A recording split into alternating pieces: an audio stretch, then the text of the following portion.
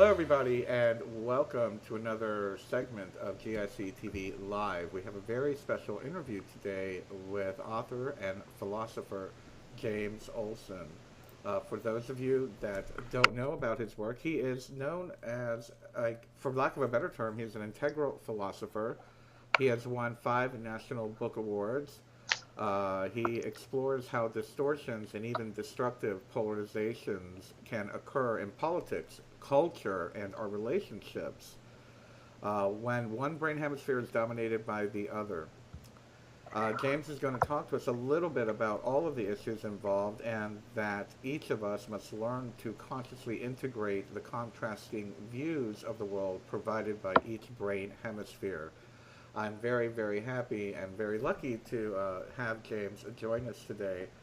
James will be joining us via Skype audio this afternoon. So let's welcome James Olson. Hello, James. How are you today?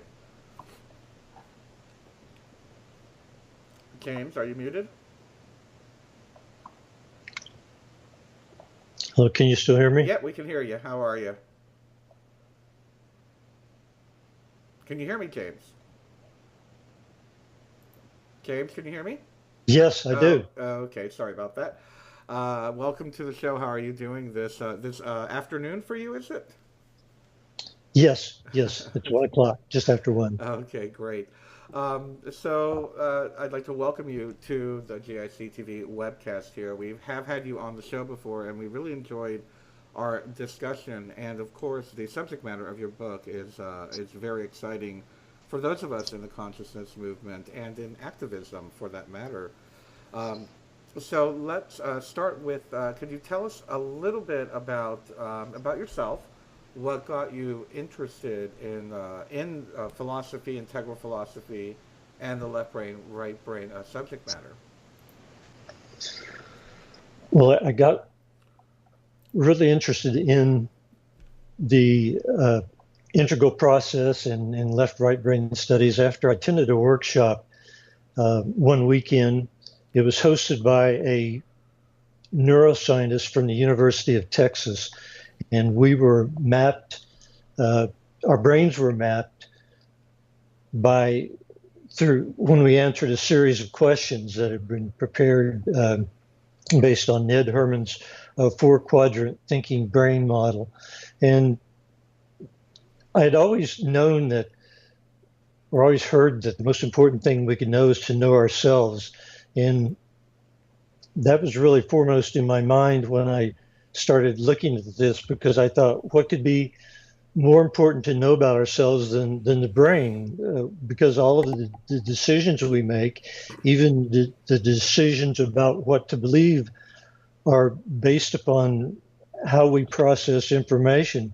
So I got really interested in mind management, because I mean, we're talking about left and right brain here a lot today probably, but really our focus is mind management, how the brain affects the mind, because we are spirits, and we are spirits with a body, and we have this mind, which is a connective interface between us and the brain. And so when I discovered this, and it really changed the focus of my work and made me really interested in this, because even in terms of mind management, it all starts with the fact that the information we receive to mind is being split up into 2 unique streams of information that are so radically different that at times they can seem to be opposites, but they're really complements.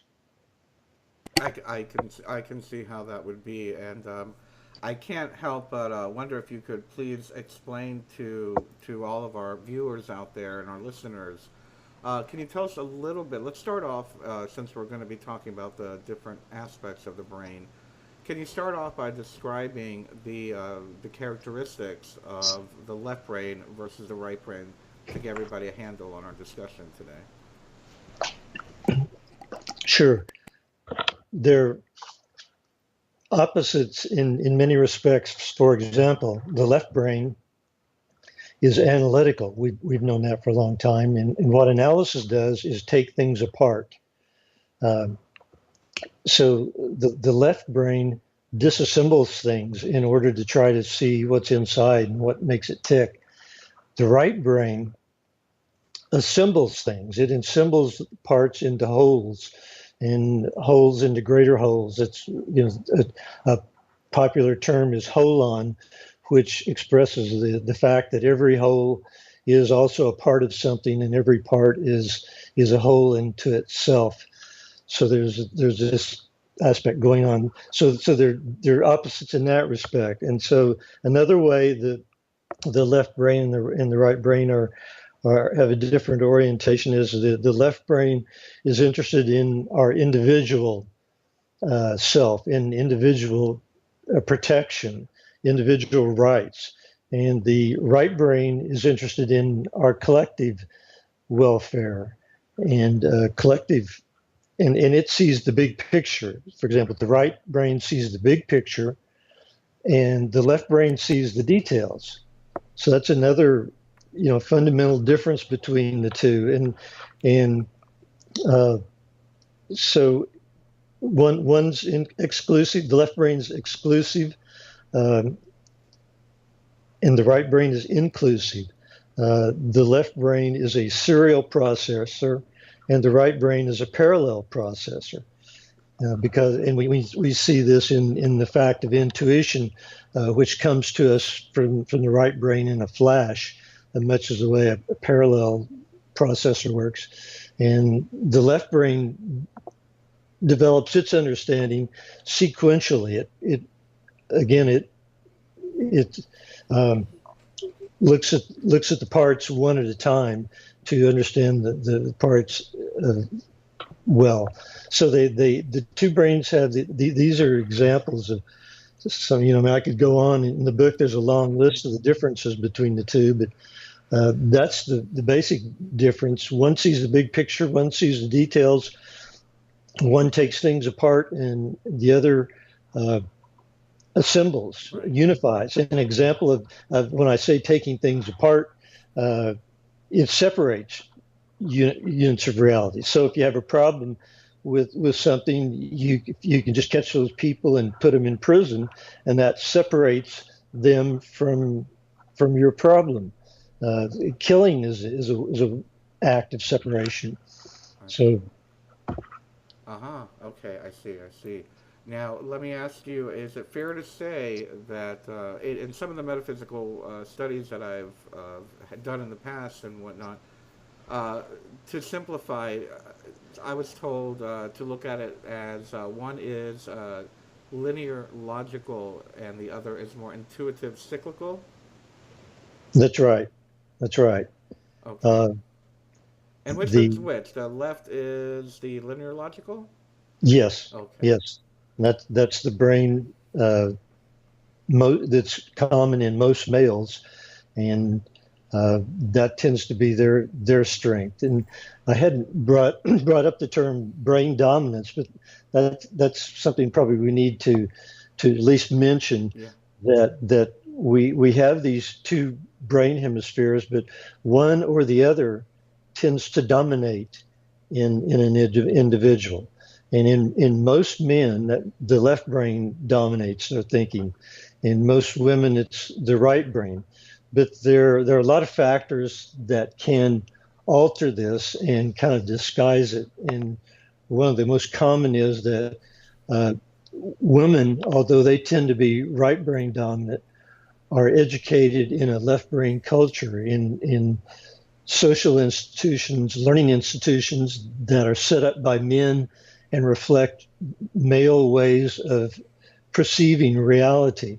And so we're teaching women to think like men. And so you see that in the act, women, it can be difficult to tell whether a woman, how much of her behavior is a result of cultural effects or how much is a result of her brain. But that's something she can see, and she's the one that needs to know. So we all understand ourselves better than anyone else, but we just need the tools to help us to understand ourselves and to me, the first tool we need to understand is the brain through which all of our information passes up to mind and to spirit, where we as spirit have to make a decision.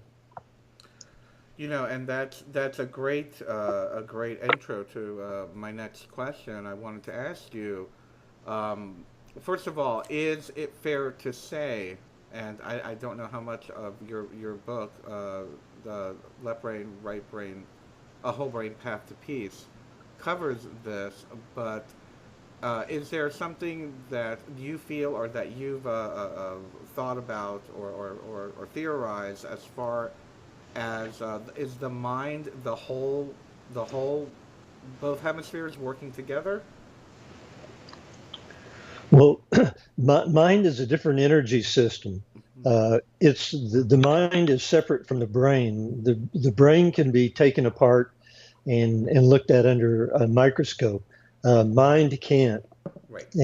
And mind is everywhere. That's why two people, maybe two uh, identical twins can, or other people can communicate, halfway around the world or on opposite sides of the world because of this mind energy.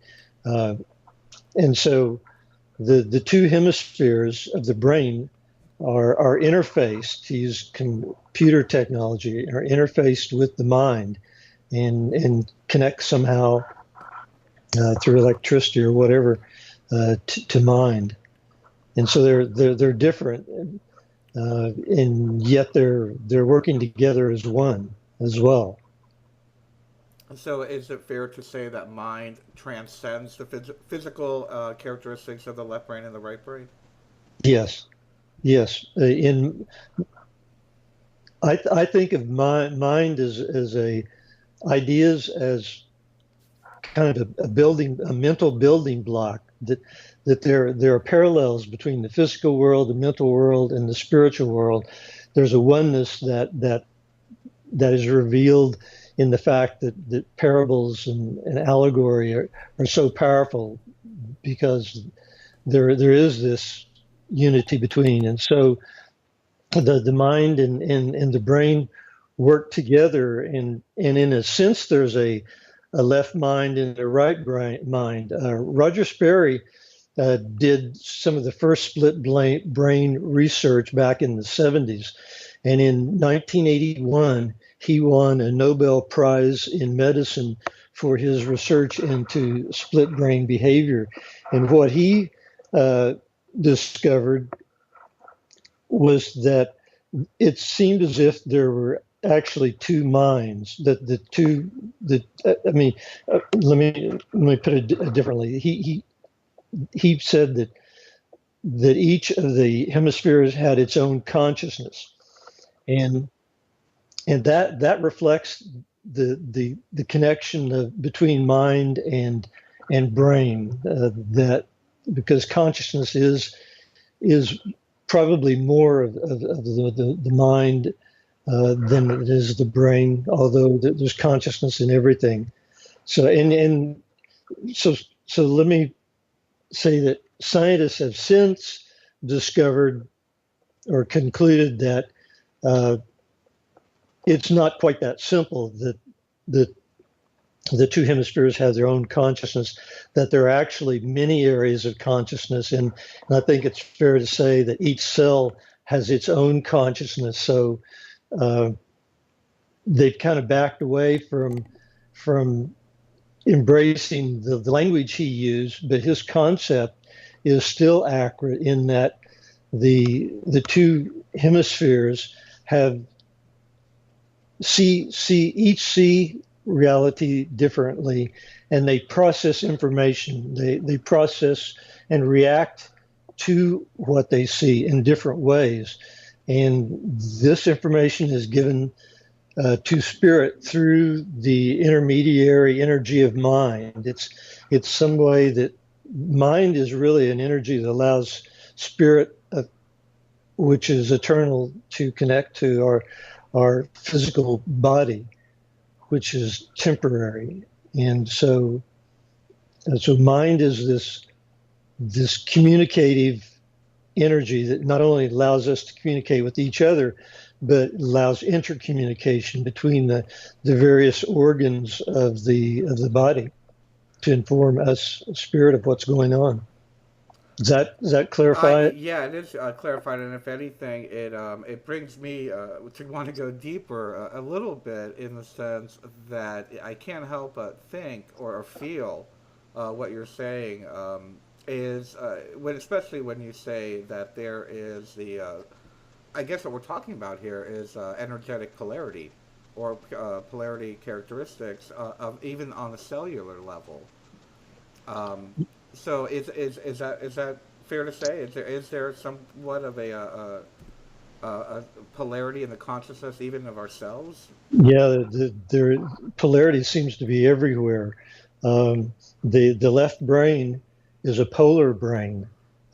It's dualistic and gives us a dualistic perspective. The right brain is nonpolar. And an interesting fact I discovered in writing this was that all molecules are of either a polar type or a nonpolar type. And water and things that dissolve in water are polar, and oil and things that dissolve in oil are nonpolar. And we all know there's this kind of a tension, uh, a resistance of water and oil to integrate. They can be integrated, but you have to shake them or process them in some way. They don't do it naturally. And as I see it, the same process is going on between polar ideas and non-polar ideas. The ultimately there's usually a way that they can integrate, but especially from the polar left side, which is competitive and wants to be in control, there's a resistance to integration. And yet this is what we are called on to do as humans, is to integrate this left brain perspective, this left brain dualistic perspective with a right brain holistic perspective in order uh, to come to a way of acting, a way of giving things in our lives meaning. I mean, we have to choose one of the two, or we have to integrate the two perspectives in some way, and we usually integrate them in some way. Right. But we can be really radical and ignore one perspective or the other, and that's kind of where we have gotten off track as a culture. We have gotten too far into separation, and people that are driven by the left brain are so polarized and so separated from right brain people that it's really difficult for right brain people to get through to left brain people, because left brain people are kind of in defensive mode, resisting uh, any attempts to bring them into greater balance. Right. It brings me, it reminds me of a scene from the movie Little Buddha, where the moment he discovers, well, I guess his path to enlightenment. I can't say it was really enlightenment, but he talks about. There was a scene. I think if everyone's seen the movie Little Buddha, it's Keanu Reeves, and he's on a boat or something, and he's hearing a violin player, and he's like, if the string is too loose, it will not play. If it is too tight, it'll break. It is the middle way that creates the music. And that's what I just got, or it just came to me from what you just said. Our culture has found or lost its way to the middle way, and creating that balance that you're just speaking Absolutely. That's what, and that's why I wrote the book, to try to explain the right brain's holistic perspective to a very dualistic, competitive world. of. Absolutely. Now let's talk a little bit about the well, we're talking about your book completely here because this is all the material in there. But let me ask you a little bit about the title, in the sense of you're talking about resolving conflict, and how how how does understanding how these two hemispheres respond to each other, how does this help us to resolve conflict? We essentially have two parts of a puzzle, and if you were given two parts of a physical puzzle, you would want to look at those parts, examine them, uh, and see how they fit together. That would be, probably your first thing you would do. And yet, with the mind, we somehow think that we don't need to do this. We integrate information based on what our teachers have taught us, what our culture has taught us, and we really have a conscious power to be in control of our mind and to make decisions according to logical, loving relationships, and we need to understand those parts, our brain, in order the two parts of our brain, in order to put them together, and in order to understand uh, that there's much value to the collective good as there is to the individual, and not to get stuck in promoting or another. And the same with feeling. The right brain is our feeling brain, and we can get lost in our feelings and not think adequately, and that's important to a feeling person, because our thoughts often cause our feelings. So a right brain person may need to be more aware of some of her his or her left brain qualities, and it's kind of like operating a smartphone or any other tool. In order to do so most efficiently and most easily, we need to understand uh, which buttons to push, and when to push them, and sequences, and things like a few things like this. Just knowing a few things can make operating a cell phone or a smartphone very easy. But if you don't know, it can be very difficult. And it's same way with the brain. If we understand a few things about what the two brains see, and how they're different, and how they can also work together, when we understand these relationships. And that's really what we're doing when we understand.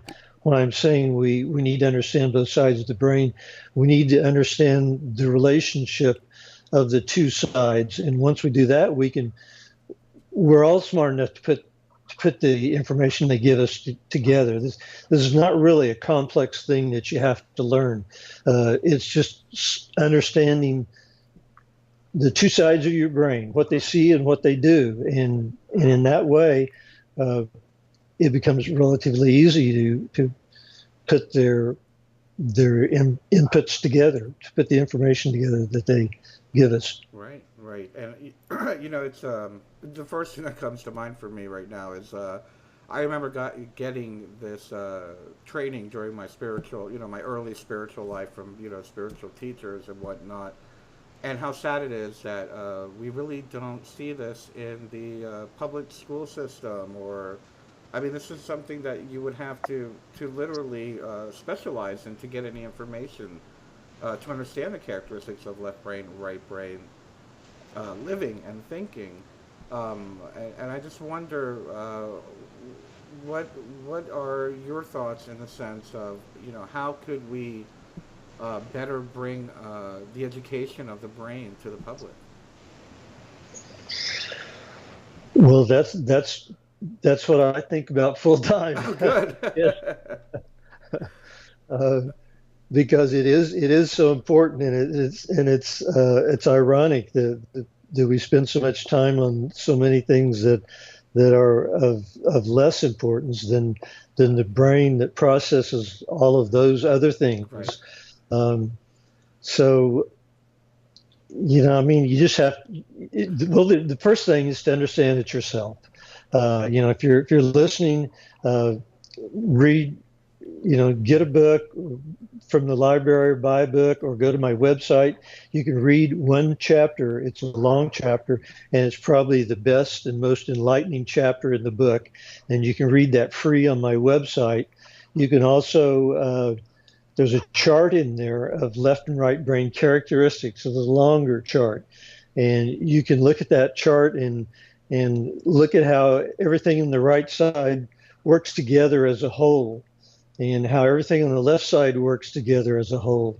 And then notice that, that on the opposite sides, it's the one's competitive, for example, and one's cooperative. So one works alone, one works together. They always have this relationship. And if you understand this relationship in your mind, you can do like I do. You can hear an idea and know whether it comes from the left brain or it comes from the right brain.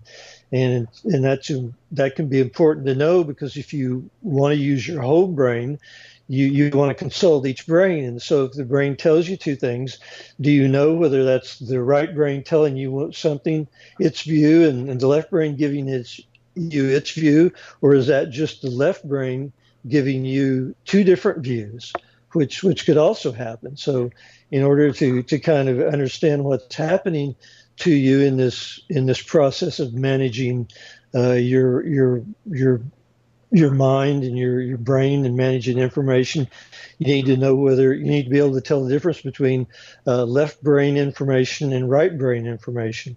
And you do that by understanding the left and right brain, what they see and do.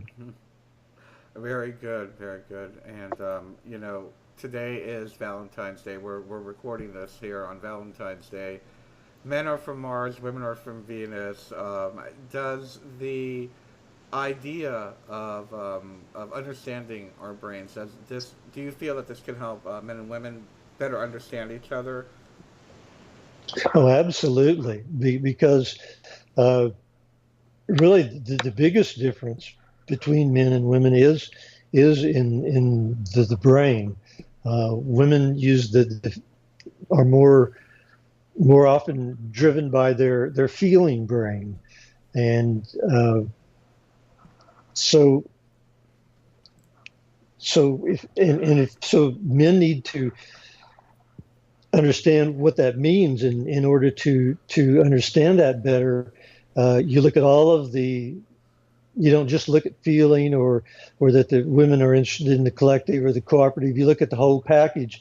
And once you understand how the right brain operates, then as a male, you understand how the female mind is basically its foundation. Now they're all women are different, just like all men are different, and for many reasons and in many ways. But because women are primarily guided by a right brain, they are united. And they share all of these characteristics of right brain thinking. So as a male, when you understand this, you naturally can understand women better and understand why they do what they do. And that's why I wrote that's why I wrote the book. Very good. Very, very good. Let me take this a little bit further and even push the envelope a little bit. We're living in a day and age where we're now very aware of transgender people. We're very aware of the gay lesbians, and as the Native Americans call it, two-spirited people. What is your idea of how this it manifests itself physically? I have my own definitions. I've been called two-spirited. I sometimes think and act more like a woman, but I have very male attributes and very male tendencies. And there are other people where I can see the same thing, where they're in a female body, but they're very masculine and have very masculine tendencies. What is your idea of the two-spirit phenomenon, perhaps?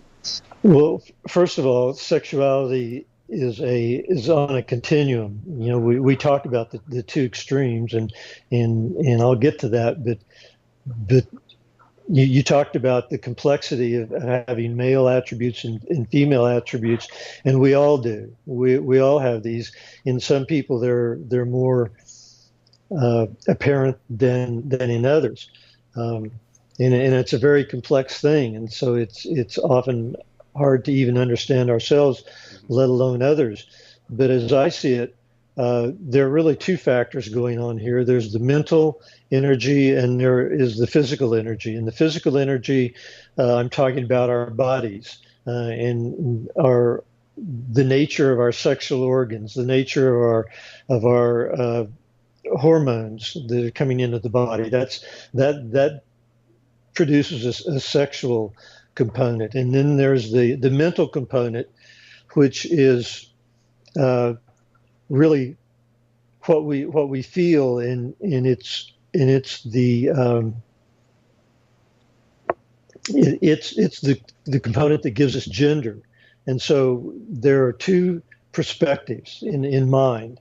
There's the left brain's dualistic perspective, which we'll call the masculine perspective because it's typical of males and it drives the typical male behavior. So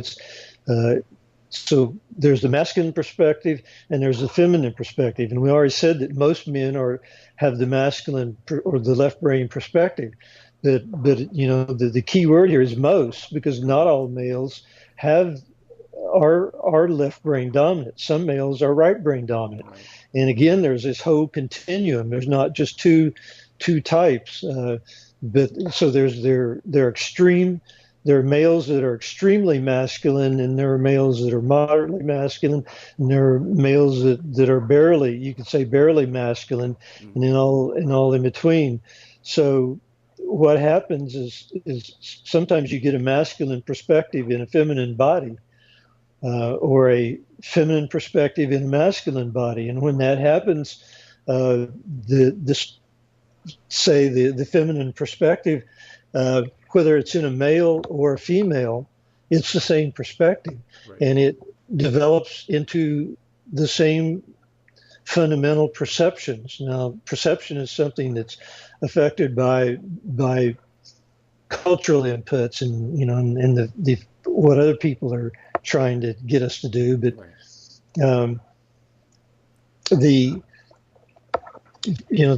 our own brain is telling us who we are and what we need to be. And so, to be really true to ourselves, we need to listen to our own inner voice. And that comes from these two brain hemispheres, and especially from the right brain, which is the intuitive brain, which is connected out to the universe. And so, but anyway,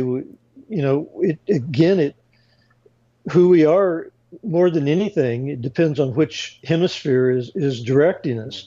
And so if you're a male and you have a feminine perspective, you're going to want the same things that any woman does, and that includes a male for a partner. Mm-hmm. And the feminine perspective is expressed in sacred terms of sacred geometry, is expressed through curved lines. Yeah. And in order to be complete, to make those curved lines, the right brain, it really includes the left brain, and the right brain perspective really includes the left brain perspective, and the right brain uses the linear elements to construct its round objects, and so the right brain is attracted to, in sexual terms, is attracted to linear forms such as the penis, mm-hmm. and to the straighter bodies of males. And again, it doesn't matter whether you have a male body or a female body. If you have that perspective, that's what you're attracted to. And if you have a male perspective, you're trying to complement yourself as well, and you want what you don't have, and that's the circular lines of. So you're, as a male, when you have a masculine perspective, you're attracted to circular lines, the circular lines of a female body, and it doesn't matter what your own body is; it's what your mind is telling you. Wow. It's what guides you. that makes a lot of sense. A lot of sense, and I could name 1,000 examples that I have seen in my own life and with the people that I know. What I'd like to do is ask you a little bit more, and let's continue the conversation. Thank you for that. I think that goes along well with our Valentine's Day theme here. Let me ask you a bit about how you associate the left brain with war and the right brain with peace. As a very active activist myself and a peace activist, I do feel that. I do sense that. I sense that I'm very, how shall I say? I'm not going to say I'm offended, but I'm more drawn to those who want peace, who want to live in harmony versus those that want to be aggressive, assertive, or violent. So, can you tell us why you yourself would associate the left brain with war and right with peace? Sure. Well, first, primarily because the left brain is takes things apart.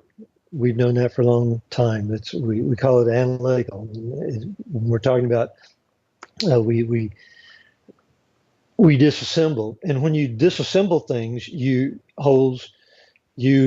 are removing part of their identity, and you change them when you split a whole up into parts. Um, so, and sometimes that's destructive. If you take a person apart, you've killed them. And so the left brain, its fundamental process is deconstructive, and sometimes that's destructive, and often it's destructive. And the process, so it's just this basic process guides us. Another reason I believe this is because I mentioned Roger Sperry winning the Nobel Prize for his discoveries about split brains. And uh, one of the things he found out for which he won the prize was that there's a conflict between these two hemispheres in terms of well, in every way, in a sense, at least from the left brain perspective, because they're so different. And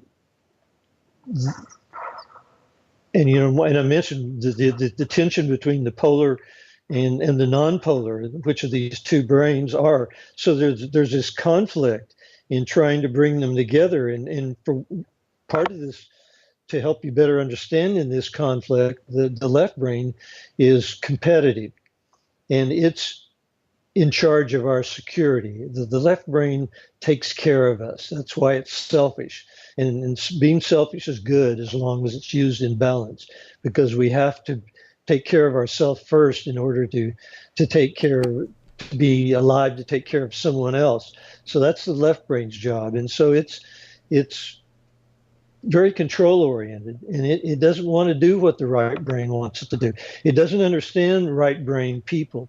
It doesn't understand the female point of view, and why cooperation is so important, because it loves its competitive, it loves its sports, and it probably thinks that, well, if women take over the world, we won't be allowed to do sports. Right.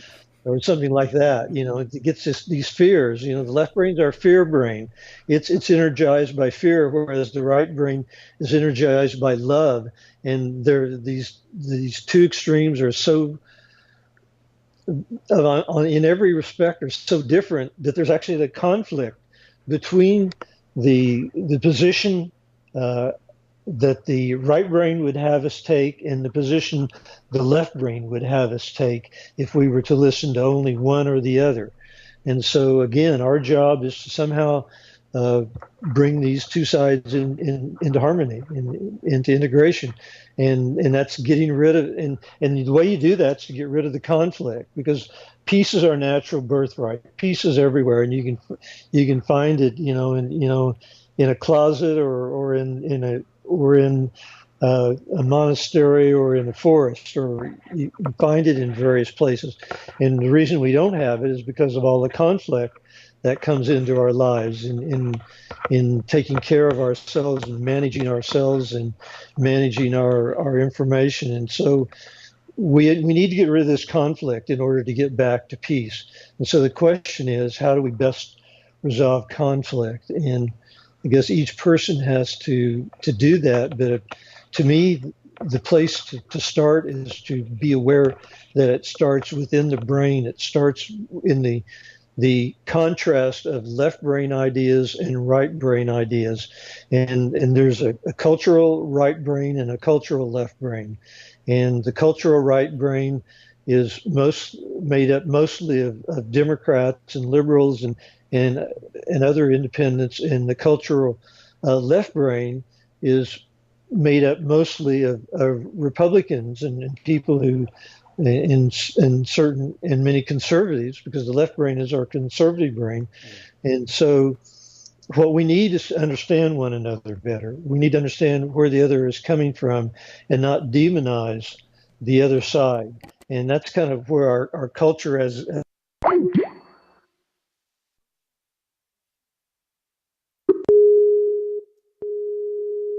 I'm sorry about that. We accidentally lost James. Sorry about that, James. We lost you on Skype. I'm sorry. Continue with what you were saying about the not demonizing Republicans or liberals. Yes, Republicans are what they are because of what they were taught, because of the experiences they've had, because they tend to use their left brain. It tends to guide them. It's our security brain. That's why Republicans are so uh, why gun rights are so important to Republicans, because uh, they're dominated by the viewpoint given to us by the left brain, whose job is our security. And there's nothing wrong with that.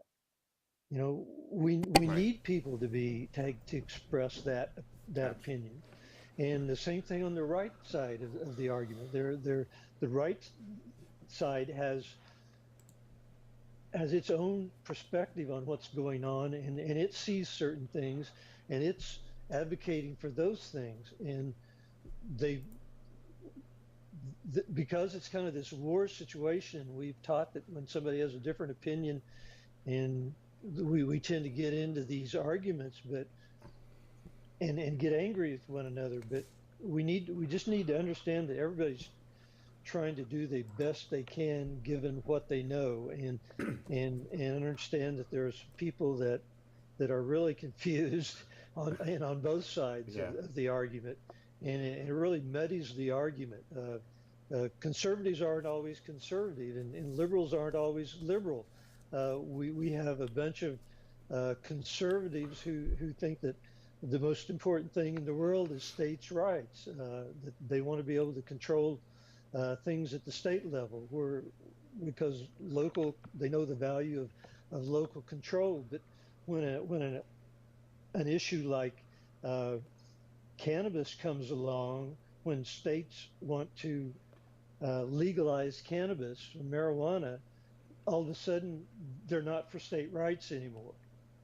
Okay, Right. Right. they back away from this conservative view because they don't want to accept this one example of states' rights, and and and so both sides do this to some degree, and so they're working against their own self-interest in that respect, and they're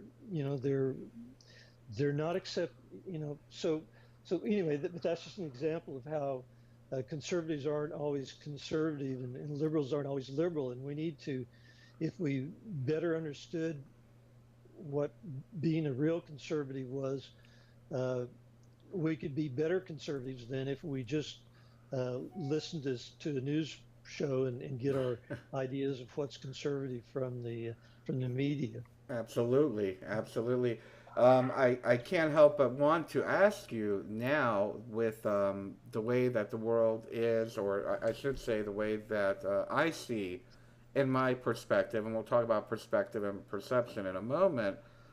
But what I've been seeing and what I've been uh, perceiving, I guess is the right word, is we're seeing a lot of people, especially those of us involved in spiritualism or consciousness, that there seems to be a certain a new polarity has arisen, at least in the United States, where not even liberal or Democrat anymore, or liberal or Republican, but it's corporate party versus third party.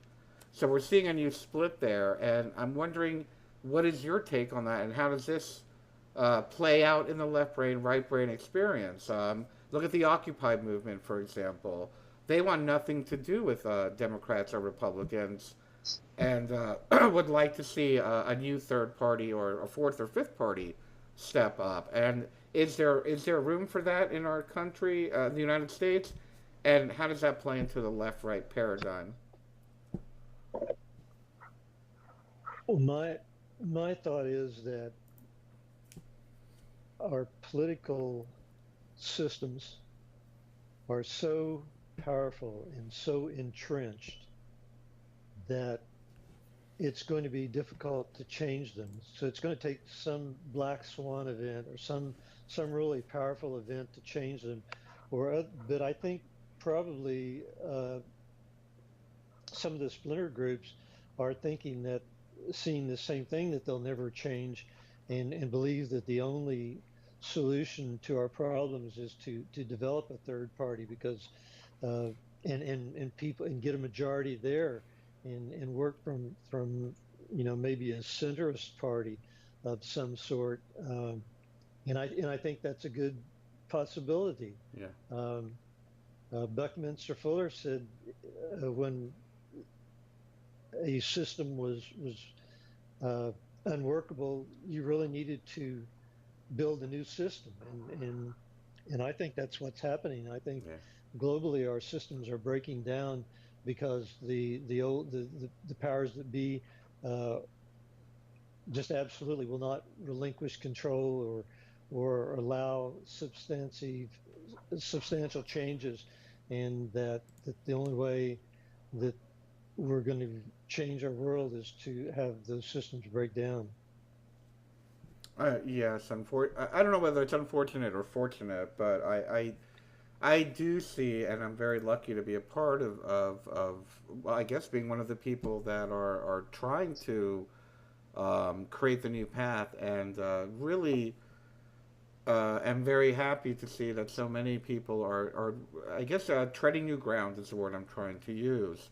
And I can't help but wonder, and I guess this is a personal question, when we're treading new ground, and I'm using an analogy here, but when we're treading new ground, like developing a centrist party, or even developing a new business model, or developing a new system outside of the current, status quo, is that really our left brain or right brain, or a little bit of both?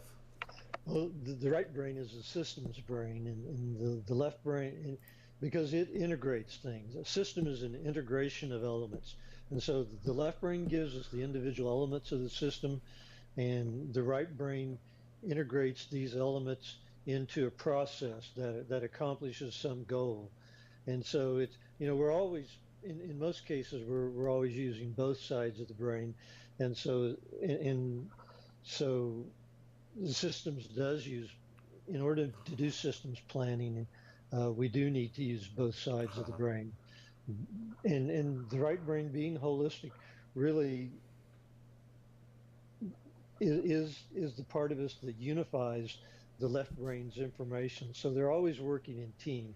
I mean, we've talked about them a lot, of the differences between the two, but there is a natural teamwork that characterizes the two hemispheres.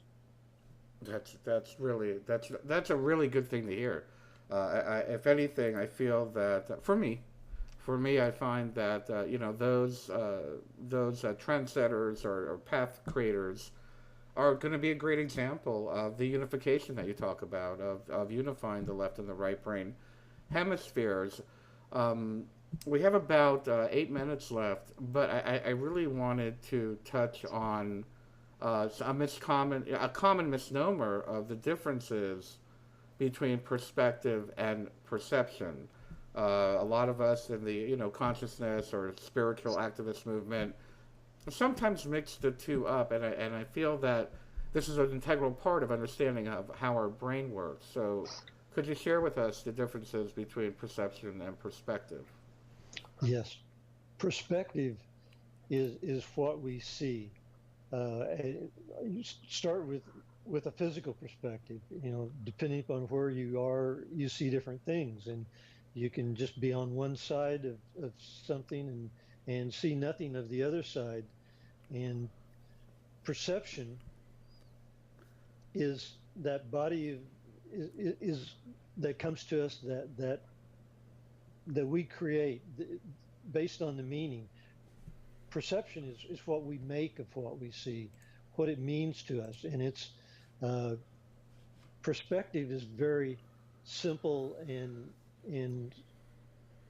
can be described simply, but perception is very complex. It we into our perception of our perspective,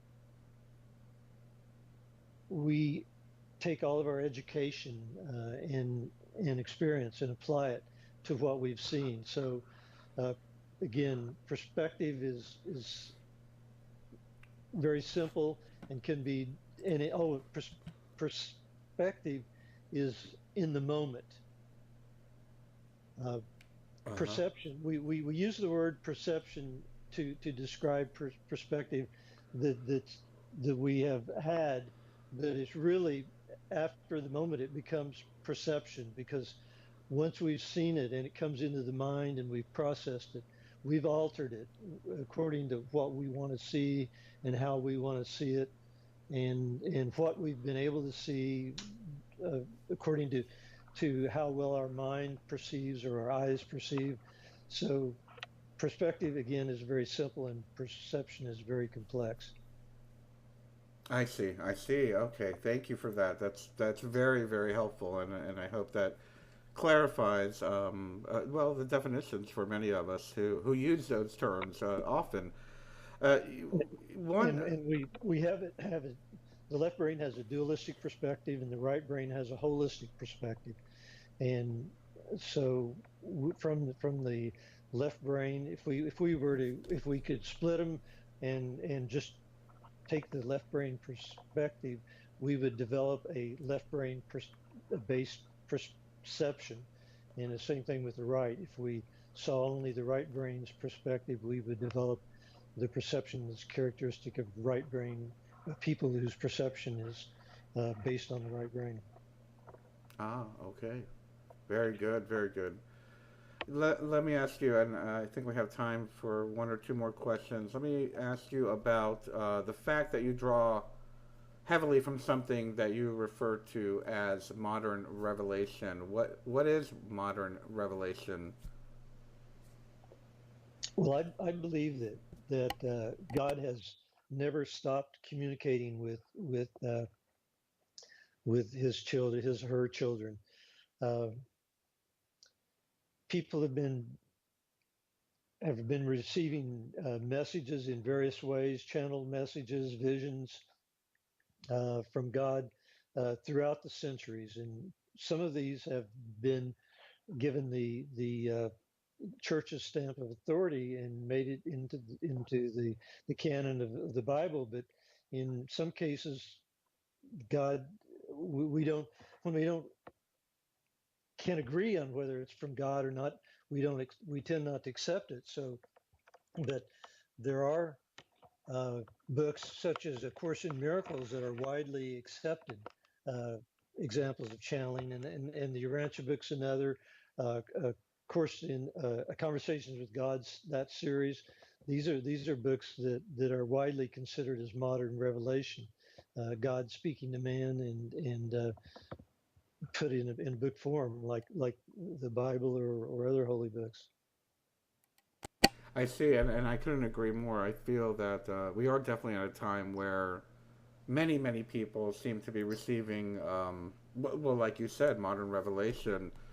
And this might be a really far out question, and I don't. You don't have to answer it if you don't want to. But when we are speaking or aligning with our source or having that divine connection, is that a left brain, a right brain, or is that coming strictly through mind? Or if that's even a question.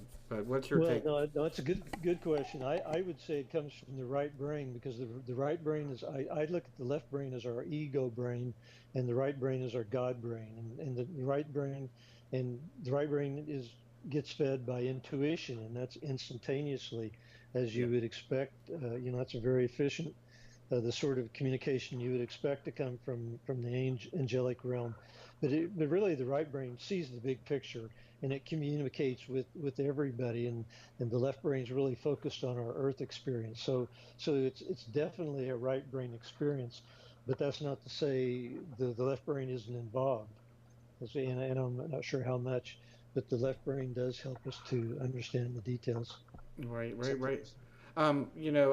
Next week we're going to be having a show here at the same time called The Divine Brain with Miriam Delicado. We're going to be speaking about these particular subjects, but I can't help but wonder what your take is and what your opinion is on this particular topic. When I was having my own modern revelation, the voices, for lack of a better term, or the message was that this will never be interpreted correctly using language. And then, of course, my brain tried to interpret it and use words to express it.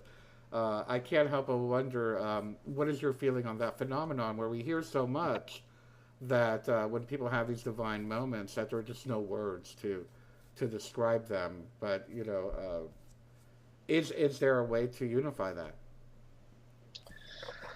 Well, I don't know if we're trying to write down something that we don't have words for. We can't really unify that, but it sounds like you get an intuition, a flash of intuition, an insight, a message through your right brain, and then you go over into your left brain to try to write it down, to put it into language, Right. and write it down. And I have the same thing happen to me. In the writing of the Whole Brain Path to Peace, have these flashes of insight and found it very difficult to write it down with the exquisite beauty that in which Right. it came to me. I don't Yeah. know. We So just it's something that needs to be experienced, and we just do the best we can to communicate it, I guess.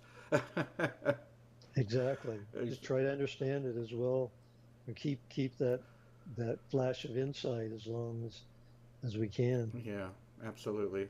Well, we have to wrap it up. We're out of time, and I just want to show everybody the book cover. I'm holding it up to the camera now. It is The Whole Brain Path to Peace. The subtitle is The Role of Left and Right Brain Dominance in the Polarization and Reunification of America. And if you could so quickly perhaps tell us what you meant by that. Well, we're a culture that's very heavily dominated by the left brain male perspective and male uh, institutions. So we teach women to think like men, and uh, this and as I said before, the left brains are polar brains. So the left brain is being a polar brain. It's polarizing, and in order to get back to a balance, to unify, we need to bring right brain thinking back into at least to equality with left brain thinking. So that's the process, and to do that, we do it, I guess, one person at a time. Um, we get the idea. We all try to understand what's going on with our brain, and understand that the same thing is happening in the cultural brain, and just through awareness, this will change. Yes, it will absolutely. Forgive me, and I hope you don't mind. I would like to just keep you on for one more minute and ask you. Now that I have you on the line, I might as well take advantage of it. What is your concept and your feeling historically speaking, how we have seen our human culture start off as perhaps a matrifocal or how do we say it, agrarian or whatnot, and then the entrance of the patriarchy, and now we're starting to see a little bit of a divine feminine presence emerging. Are you seeing the same thing? And do you feel that maybe perhaps ages are cyclical with the left brain, right brain thing, or are we going to finally get it and unify now? I know it's a loaded question. Yeah, Do you see the we perception of the we cycles at least? we are. I believe that these astronomical cycles also have mental cycles and physical cycles. Uh, the harmony of the universe ensures that things are changing. Things are always changing, and this is now the age of Aquarius, and this is the time for women to rise, and that means the right brain perspective, and that means getting in touch with our right brain.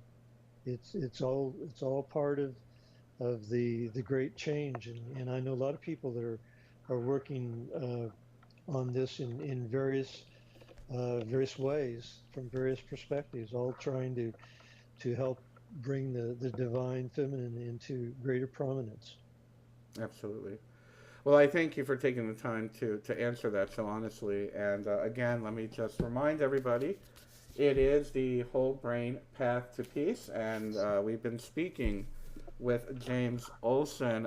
James, can you tell us your website address, and is the book available in all the common bookstores?